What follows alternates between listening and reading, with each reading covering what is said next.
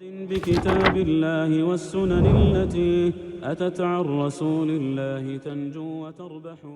Pas vdekjes së Muhamedit sallallahu alaihi wasallam dhe fjalimit stabilizues që e boni Abu Bakr radhiyallahu anhu, që e stabilizoi ummetin dhe e tregoi të vërtetën dhe u qetësuan krejt ata zëra që thirrshin se Muhamedi sallallahu alaihi wasallam nuk vdes, nuk ka vdek, ai që thot kështu dhe ashtu do të vepron Omeri kështu dhe ashtu me të. Pas asaj tash krejt e pranuan një realitet se Muhamedi sallallahu alaihi wasallam ka vdek. Muhamedi sallallahu alaihi wasallam ka qenë njëri sikur se të tjerët. Qul innama ana basharun mithlukum yuha ilay. Thuaj te Muhammed, unë jam njeri sikur se ju.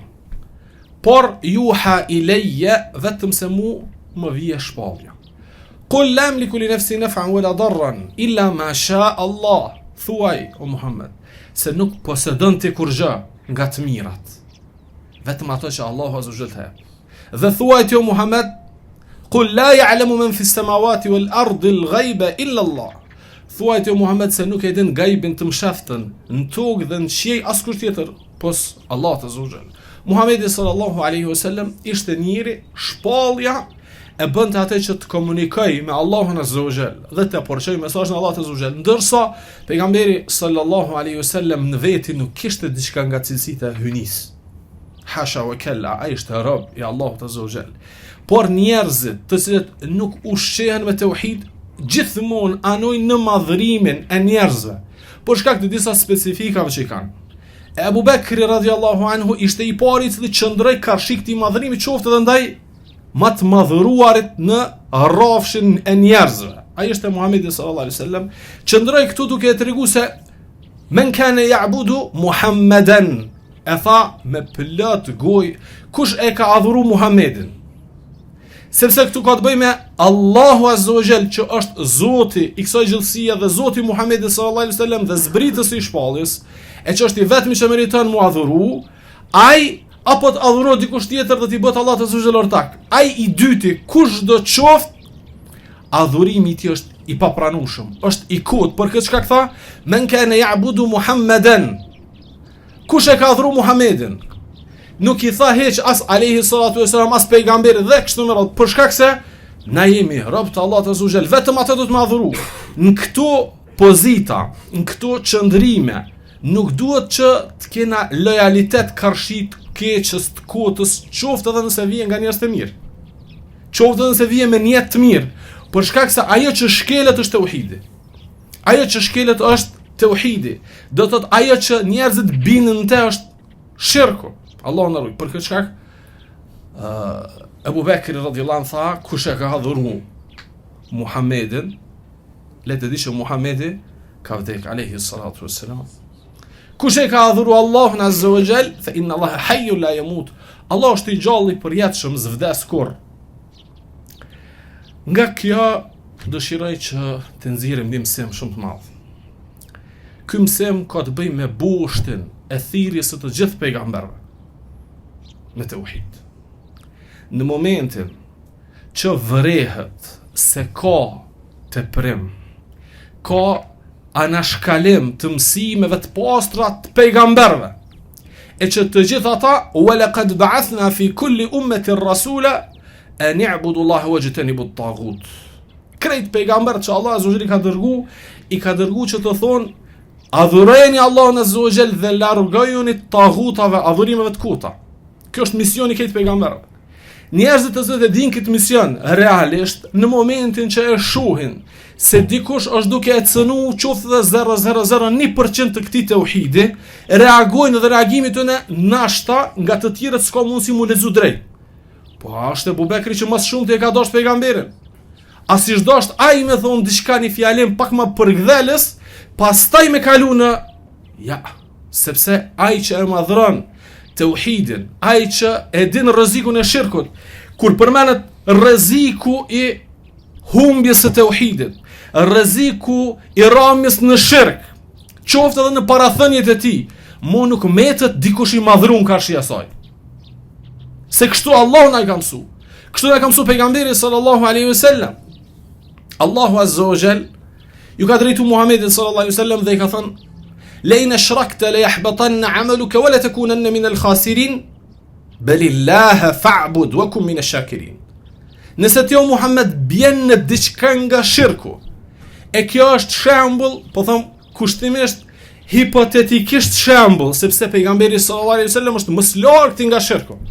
Por Allahu azza wa jall më tregu që këtu nuk ka kërkush amnestim dhe nuk ka kërkush imunitet karshi shirkut. Kush do të bjen?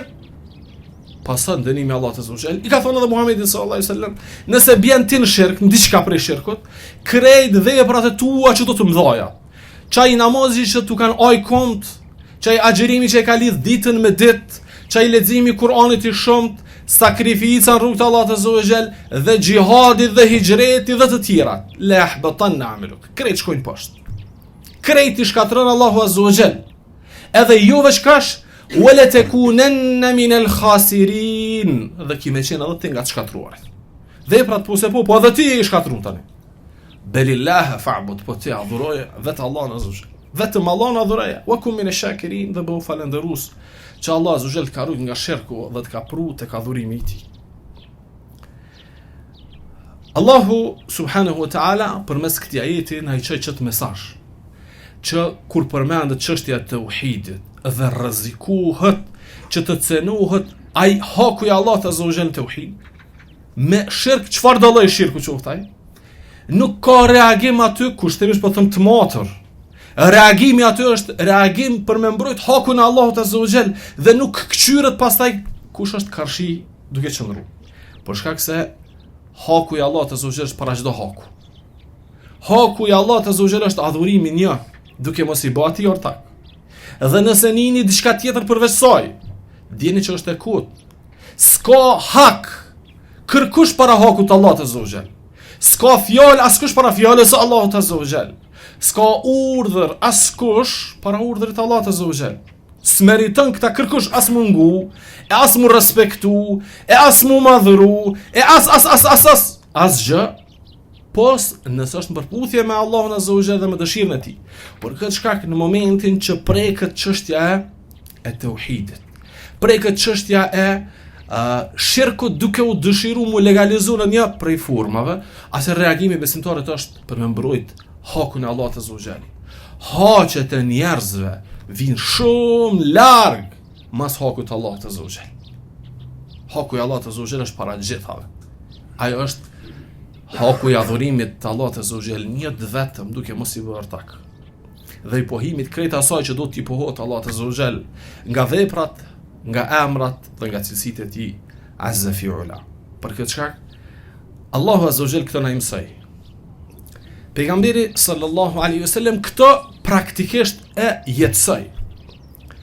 Kur i thanë ja Rasulullah, ma sha Allahu wa shi'ta, dikush nga respekti dhe madhërimi ndaj pejgamberit sallallahu alaihi wasallam, çuçi kthenin diturinë tek Allahu dhe tek pejgamberi. Allahu wa rasuluhu a'lam, Allahu dhe i dërguari i tij e din më së miri. Mendoj se bën me thonë edhe çka don Allahu dhe çka don ti ndodh. I tha dikush pejgamberi sallallahu alaihi wasallam.